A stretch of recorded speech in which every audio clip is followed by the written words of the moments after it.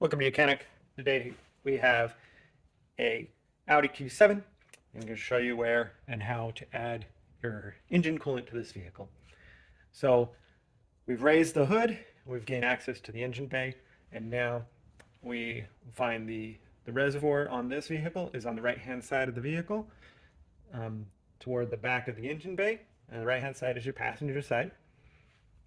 And we have our reservoir, overflow reservoir, and the access point to be able to add coolant to the vehicle.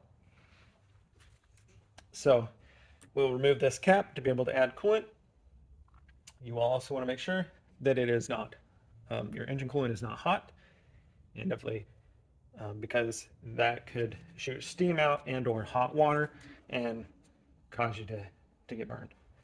So when it's cool, be able to turn this cap and just unscrew it completely off. It may start slowly because if there was any pressure, and then we've got that off. Then we can go ahead and add our coolant in here. And we would have to be visually looking in there, and we have a minimum and maximum indicator on that little tab there. And so add the coolant that is made for the vehicle, the manufacturer's specifications. Add your coolant to that maximum, and then go ahead and put the cap on and tighten this up.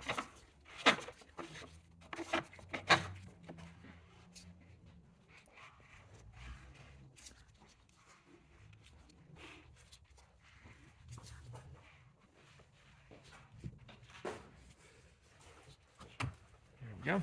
And so that is on, tightened up, and good to go. Now, the engine coolant system on your vehicle should be fairly closed system, so you shouldn't be adding a whole lot of coolant. If you do, then you're going to need to be looking for where is it leaking out and fix that so that you don't have to constantly add engine coolant. Thanks for watching Mechanic, where you can be the mechanic.